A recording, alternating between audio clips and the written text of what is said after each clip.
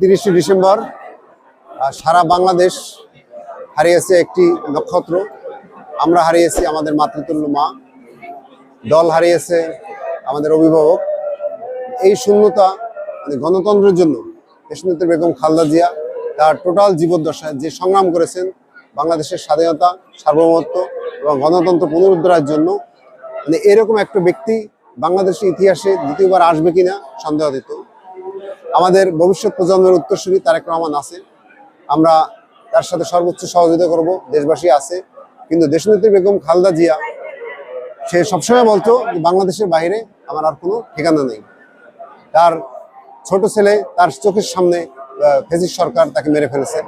তারেক রহমান দীর্ঘ 17 বছর দেশে আসতে পারে নাই। বেগম জিয়ার যে অসমাপ্ত কাজ তাকে তার নেতাকর্মীরা বাস্তবায়ন করতে পারবে বলে মনে করেন? ইনশাআল্লাহ তারেক রহমান যেহেতু আছেন, আমরা দোয়া করি তারেক রহমান যেন সুস্থ থাকেন। তিনি যদি সুস্থ থাকেন এবং একটি সুষ্ঠু নির্বাচনের মাধ্যমে বাংলাদেশের দায়িত্ব পান, তাহলে আশা করি খালেদা জিয়ার যে স্বপ্ন, জিয়াউর রহমানের যে আদর্শ, সেই আদর্শ অনুযায়ী বাস্তবায়ন ইনশাআল্লাহ একদিন সফল হবে।